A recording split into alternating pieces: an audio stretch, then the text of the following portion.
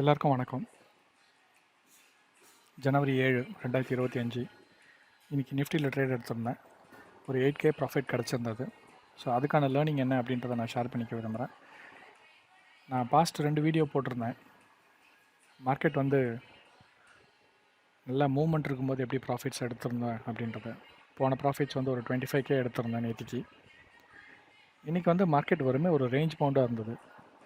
ஒரு பேங்க் நிஃப்டியை பொறுத்த வரைக்கும் ஒரு 300 பாயிண்ட்ஸ் அப் அண்ட் டவுன்லேயும், நிஃப்டியை பொறுத்த வரைக்கும் அப் அண்ட் டவுன் ஒரு 150 பாயிண்ட்ஸ்லேயே இருந்தது.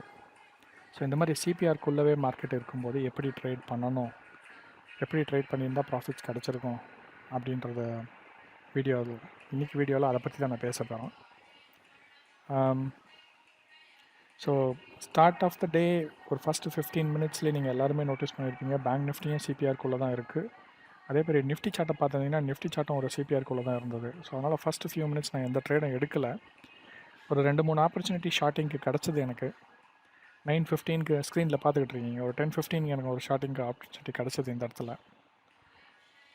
இந்த க்ரீன் கலர் லைன் என்னென்னு பார்த்தீங்கன்னா, இது ஒரு ப்ரீவியஸ் டே சப்போர்ட்டாக நான் மார்க் பண்ணியிருந்தேன். அந்த சப்போர்ட்டை பிரேக் பண்ணியிருக்கு. ஸோ அந்த இடத்துல வேணால் நான் ஷார்ட் பண்ணியிருக்கலாம். பட் சிபிஆருக்குள்ளே ட்ரேடிங் எடுக்கிறது அப்படின்றது ஒரு சூசைடல் அட்டம்ப்ட்டு. எப்போவுமே மார்க்கெட் சிபிஆருக்குள்ளே இருக்குது அப்படின்னா நல்லா ஞாபகம் வச்சுக்கோங்க. It is not a bias market. நீங்கள் சிபிஆரை கண்டிப்பாக பிரேக் பண்ணி, it can break upside இல்லை டவுன் சைட், ஏதாவது ஒரு சைடு சிபிஆரை பிரேக் பண்ணி அது ஒரு ரீட்ரேஸ் பண்ணும்போது நீங்கள் என்ட்ரி கொடுத்தீங்கன்னா that is the best trade that you will get. சிபிஆருக்குள்ளே ட்ரேடிங் பண்ணாதீங்க. நான் டெய்லி வீடியோ போடணும் அப்படின்ற ஒரு மோட்டோனாலையும் எல்லா மார்க்கெட்டையும் எப்படி ட்ரேடிங் பண்ணணும் அப்படின்ற ப்ராக்டிஸை இன்னமும் நான் பண்ணிகிட்டு இருக்கிறதுனால இன்றைக்கி லேர்னிங்கை நான் ஷேர் பண்ணிக்க விரும்புகிறேன். இன்றைக்கி சிபிஆருக்குள்ளே இருந்ததுனால என்னோடய ப்ராஃபிட் டார்கெட்டும் சிபிஆருக்குள்ளவே தான் இருக்கும் அப்படின்றத நான் உங்களுக்கு சொல்லிக்க விரும்புகிறேன். இல்லைனா த பெஸ்ட் திங் இஸ் நீங்கள் அது சிபிஆரை பிரேக் பண்ணுச்சுன்னா பிரேக் பண்ணதுக்கப்புறமா ரீட்ரேஸ்மெண்ட்டில் நீங்கள் ட்ரேட் கொடுக்கலாம். பிரேக் டவுன் ஆச்சுன்னா நீங்கள் பிஇ சைட் போடுங்க, பிரேக் அப் ஆச்சுன்னா சிஇ சைட் போடுங்க. இதுதான் நார்மலாக ப்ராக்டிஸ். இன்றைக்கி நான் ஒரு லேர்னிங்காக எடுத்த ட்ரேட் தான் இது. பட் இருந்தாலும் இதில் எனக்கு ஒரு நல்ல ப்ராஃபிட் கிடச்சிருந்தது. ஒரு 4,500 ருபீஸ் நான் ப்ராஃபிட் எடுத்த ட்ரேடை பற்றி தான் இப்போ வீடியோ போட்டிருக்கேன். பட் எனக்கு டோட்டல் ப்ராஃபிட் எனக்கு ஒரு 8,500 ருபீஸ் வந்தது. அதுக்கான ஸ்க்ரீன்ஷாட் ஜெரோதாவோட ஸ்க்ரீன்ஷாட்டை நான் உங்களுக்கு கொடுத்துருக்கேன். அதில் தான் ஸ்டார்ட் பண்ணியிருக்கேன் வீடியோவை. இது ஜஸ்ட்டு லைவ் ட்ரேடிங்கில் இருக்கும்போது கேப்சர் பண்ண ஒரு சில வீடியோஸும் ப்ளஸ் கான்செப்டை எக்ஸ்பிளைன் பண்ணுறதுக்காக வீடியோக்கு அப்புறமா இந்த டீட்டெயில்ஸை நான் இந்த இடத்துல மார்க்கிங் பண்ணி ஆன் த கோல டெசிஷன்ஸ் என்னென்ன எடுத்தேன் அப்படின்றதையும் நான் எக்ஸ்பிளைன் பண்ணியிருக்கேன். ஸோ கொஞ்சம் கேர்ஃபுல்லாக இதை கவனித்து பார்த்தீங்கன்னா கொஞ்சம் இன்ட்ரெஸ்டிங்கான வீடியோவாக தான் நீங்கள் ஃபீல் பண்ணுவீங்க. ஏன்னா இது ட்ரேட் என்ட்ரி கொடுத்ததும் சிபிஆருக்கு உள்ளே இருக்க ரேஞ்சிலேயே, எக்ஸிட் கொடுத்ததும் சிபிஆருக்கு உள்ளே இருக்க ரேஞ்சிலேயே. ஸோ அதனால் நீங்கள் பிஇ சைடு இருக்கீங்களா சிஇ சைடு இருக்கீங்களா அப்படின்றத விட நீங்கள் பிஇ சைடில் இருந்தீங்கன்னா டாப்பில் என்ட்ரி கொடுத்துருப்பீங்க, மார்க்கெட் கீழே வரும்போது எக்ஸிட் கொடுத்துட்ருப்பீங்க. சிஇ சைடில் இருந்தீங்கன்னா மார்க்கெட் கீழே வரும்போது நீங்கள் என்ட்ரி கொடுத்துருப்பீங்க, டாப்பை போய் டச் பண்ணும்போது நீங்கள் எக்ஸிட் கொடுத்துருப்பீங்க. இதுதான் நார்மல் ப்ரொசீஜர். நான் என்ன பண்ணேன்னு கேட்டிங்கன்னா, சிபிஆரோட சென்டர் லேயரில் என்ட்ரி கொடுத்து சிபிஆரோட பாட்டம் லேயரில் எக்ஸிட் கொடுத்துக்கிட்டேன். பிஇ சைடில் ட்ரேடிங் பண்ணதுனால. சிஇ சைடில் பண்ணியிருந்தால் சென்டர் லைன், சிபிஆரோட சென்டர் லைனில் என்ட்ரி கொடுத்து சிபிஆரோட டாப் லைனில் சிஏ நான் எக்ஸிட் கொடுத்துருப்பேன். பட் இன்றைக்கி மார்க்கெட் சிபிஆரோட டாப்பை டச் பண்ணவே இல்லை. ஸோ சர்டன் டைம்ஸ் சிபிஆருக்குள்ளவே ட்ரேட் ஆகும், நமக்கு தேவையான ப்ரைஸஸ் கிடைக்காது. அந்த டைமில் ஒரு 15-20 மினிட்ஸ் உங்களுக்கு நீங்கள் எதிர்பார்த்த ப்ரைஸ் கிடைக்கல அப்படின்னா மோஸ்ட் லைக்லி நீங்கள் ட்ரேடை லாஸை தான் புக் பண்ணுவீங்க. But today I am very lucky. சிபிஆருக்குள்ளே நான் ட்ரேட் பண்ணி எனக்கு ஒரு 8K ப்ராஃபிட் கிடச்சது ஒரு நல்ல விஷயம் தான். Okay, let's come back here. So எந்த டைமில் நான் என்ட்ரி கொடுத்தேன் அப்படின்னு பார்த்தீங்கன்னா எக்ஸாக்டாக 1 o'clock நான் என்ட்ரி கொடுத்துருக்கேன். எதுக்காக என்ட்ரி கொடுத்தேன் அப்படின்னு கேட்டிங்கன்னா, இதை நான் ரீட்ரேஸ்மெண்ட்டாக கன்சிடர் பண்ணி சிபிஆரோட சென்டர் பாயிண்ட்டை டச் பண்ணாமல் ஒரு சின்ன கேப் இருக்குது. பட் இருந்தாலும் இதை டச் பண்ண மாதிரி நான் கன்சிடர் பண்ணி இந்த இடத்துல நான் ஒரு ஷார்ட்டிங் பொசிஷன் கொடுத்துருந்தேன். நீங்கள் எக்ஸாக்டாக 1:03க்கு நான் என்ட்ரி கொடுத்துருக்கேன் இந்த ட்ரேடில். பிஇ என்ன ப்ரைஸ்க்கு வாங்கினேன்னு பார்த்தீங்கன்னா 23,700 பிஇ 206 ருபீஸ்க்கு வாங்கியிருந்தேன். 226 டார்கெட்டாக நான் வச்சுருந்தேன் அந்த டைமில். 206க்கு நான் என்ட்ரி கொடுத்த உடனே 226க்கு நான் லிமிட் ஆர்டர் எக்ஸிட் கொடுத்துருந்தேன். பட் இங்கேருந்து மார்க்கெட் என்ன ஆச்சுன்னு பார்த்தீங்கன்னா, நான் என்ட்ரி கொடுத்த அடுத்த கேண்டில்லேருந்து நான் என்னோடய ஸ்டாப் லாஸை சிபிஆரோட சென்டருக்கு தான் நான் டிசைட் பண்ணியிருந்தேன். பட் இந்த ஃபியூ கேண்டில்ஸ் எனக்கு நல்லாவே என்ன ஆச்சுன்னு கேட்டிங்கன்னா, இப்படி கீழே வர மாதிரி திரும்ப மேலே போயிடுச்சு. ஸோ இந்த சிபிஆரோட சென்ட்ரல் லைனை டச் பண்ணும்போது 206க்கு என்ட்ரி கொடுத்த என்னோடய ப்ரைஸ் வந்து 178 வரைக்கும் போச்சு. திரும்ப சிபிஆரை டச் பண்ணும்போது ஒரு ஆவரேஜ் ப்ரைஸ் எவ்வளோன்னு பார்த்தீங்கன்னா 190. அந்த இடத்துல நான் அக்ரிகேட் பண்ணியிருக்கலாம். இப்போ பார்த்தீங்கன்னா இந்த கேண்டில் ஸ்டிக் நல்லாவே வந்து ஒரு டவுன் ட்ரெண்டுக்கான கன்ஃபர்மேஷன் எனக்கு கொடுத்தது. நான் அக்ரிகேட் பண்ணலை.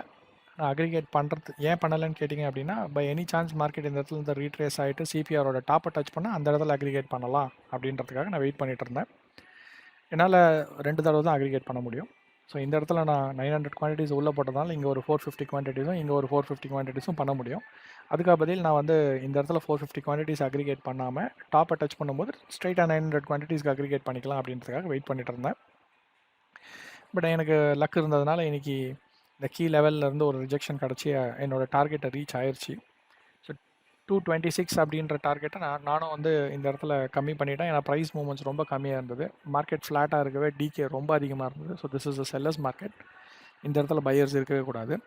ஸோ 206லேருந்து 216க்கு வரத்துக்கே மார்க்கெட் எவ்வளோ நேரம் ஆச்சு எடுத்துக்கிச்சின்னு பாருங்கள். 1 o'clock நான் கொடுத்த என்ட்ரி எனக்கு எக்ஸிட் கிடைக்கும் போது ஒரு 2 o'clock ஆயிடுச்சு. கிட்டத்தட்ட 1 ஹவருக்கு மேலே நான் இந்த பை பொசிஷனை ஹோல்ட் பண்ணியிருந்தேன். மார்க்கெட் திரும்ப அதே இடத்துக்கு வரும்போது கூட எனக்கு 206ல் இல்லை. இட் வாஸ் அட் 196 அந்த ரேஞ்சுக்கு வந்துருச்சு. விச் மீன்ஸ் மார்க்கெட் அந்த ரேஞ்சிலே நான் எடுத்த என்ட்ரி கொடுத்த இடத்துலையே வந்து மார்க்கெட் முடிஞ்சிருந்தா கூட என்னோடய 206 ப்ரைஸ் இருந்திருக்காது. எனக்கு அதை விட கம்மியான வேல்யூ தான் கிடச்சிருந்துருக்கும். நான் லாஸ் தான் புக் பண்ணியிருக்கணும். ஸோ இதெல்லாம் நான் மைண்டில் வச்சுட்டு என்னோடய டார்கெட் 226ன்றதை நான் 216க்கு கம்மி பண்ணியிருந்தேன். அதுக்கப்புறமா மார்க்கெட் இந்த இடத்துல ஸ்ட்ரகிள் ஆகிறத நோட் பண்ணி இதுக்கு ப்ரீவியஸ் கேண்டில் லோ எங்கே இருக்கோ அந்த இடத்த மார்க்கெட் டச் பண்ண உடனே நான் என்ன பண்ணேன்னு கேட்டிங்கன்னா, அந்த டைமில் கரண்ட் ப்ரைஸ் வந்து 212 214 அந்த ரேஞ்சில் இருந்தது. ஸோ நான் 212க்கு நான் எக்ஸிட் கொடுத்துட்டேன். ஆனாலும் என்னோடய எக்ஸ்பெக்டேஷன் படி 216 இது மீட் பண்ணியிருந்தது. But anyway this has given 4500 rupees for me. அதனால் this is not a bad trade.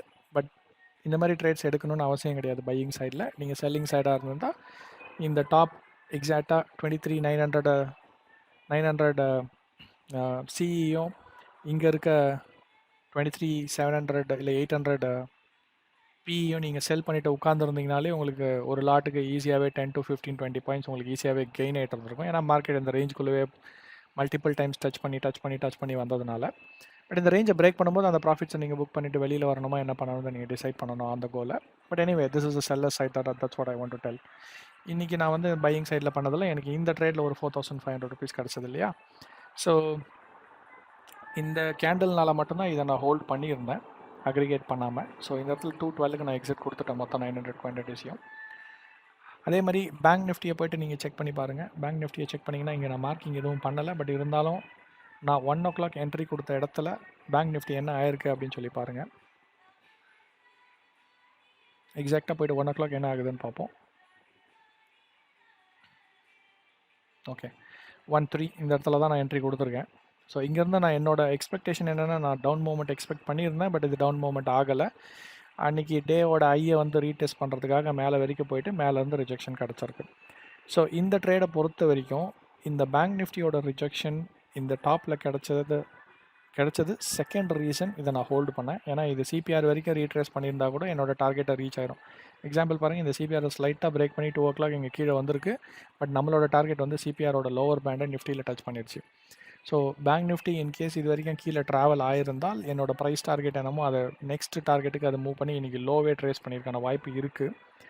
இது வந்து பாசிட்டிவ் சைடு. ஃப்ளிப் சைடு என்னென்னு பார்த்தீங்கன்னா, இந்த பேங்க் நிஃப்டி என்ன ஆயிருக்குன்னு கேட்டிங்கன்னா, இந்த இடத்துல இருந்து பிரேக் அவுட் கொடுத்து போக ஆரம்பிச்சிருந்தா கேமரேலாவோட மேலே இருக்க ரெசிஸ்டன்ஸ் ஒன்றுக்கு ட்ராவல் பண்ண ஆரம்பிச்சிருக்கோம். ஸோ இந்த இடத்துல பிரேக் அவுட் கொடுத்துருந்தால் இன்றைக்கி டாப்பை பிரேக் பண்ணியிருந்தால் பேங்க் நிஃப்டி இந்த இடத்துல நான் கண்டிப்பாக லாஸ் தான் புக் பண்ணியிருப்பேன். எவ்வளோ புக் பண்ணியிருப்பேன் அப்படின்னு கேட்டிங்கன்னா 206, இந்த இடத்துல 190, இந்த இடத்துக்கு வரும்போது 178 வரைக்கும் நான் பார்த்தேன்.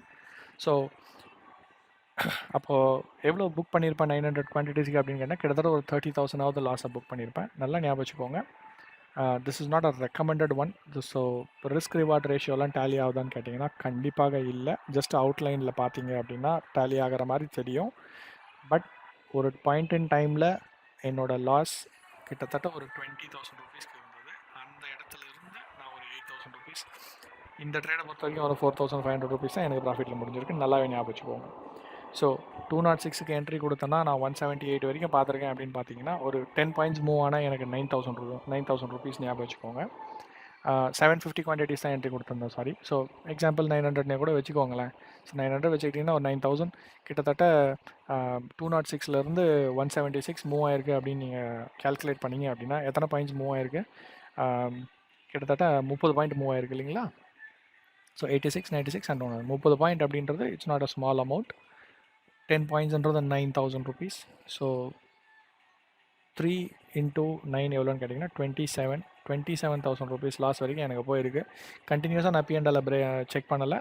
பட் ப்ராஃபிட் மூவிங் ரேஷியோ அதை நான் ஆக்சுவலி நான் செக் பண்ணுறதில்ல. சார்ட் பேட்டர்னை பார்த்துட்டு எனக்கு கான்ஃபிடென்ட்டாக இருந்தால் ஹோல்டு பண்ணுவேன்.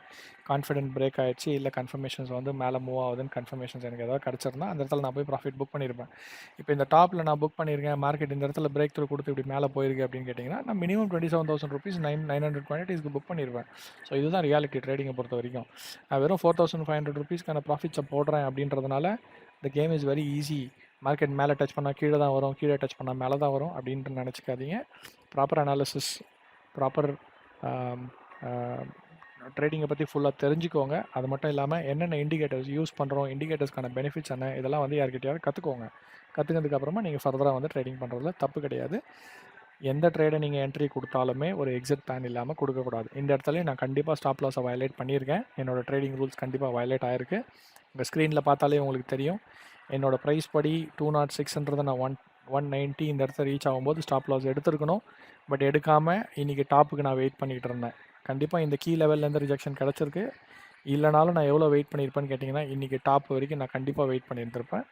இந்த கீ லெவல் அப்படின்றது 862, இன்றைக்கி டாப் அப்படின்றது ஒரு 905 அப்படின்னு நீங்கள் கனெக்ட் பண்ணிக்கிட்டிங்கன்னா கிட்டத்தட்ட ஒரு 50 பாயிண்ட்ஸுக்கு இன்னும் கூட நான் வெயிட் பண்ணியிருப்பேன். 50 பாயிண்ட்ஸ் மூவ் ஆகும் அப்படின்னா இண்டெக்ஸ் 50 பாயிண்ட்ஸ் மூவ் ஆகுது அப்படின்னா ஆப்ஷன்ஸ் ப்ரைஸ் இன்னும் கூட ஒரு 25 பாயிண்ட்ஸ் கம்மி போயிருப்பேன். ஏற்கனவே ஒரு 30 பாயிண்ட்ஸ், இன்னும் ஒரு 50 பாயிண்ட்ஸ் கம்மி போகுது அப்படின்னா நேற்றுக்கு எடுத்த என்னோடய ப்ராஃபிட்ஸும் இன்றைக்கி நஷ்டத்தில் போயிருக்கும். நல்லா ஞாபகம் வச்சுக்கோங்க.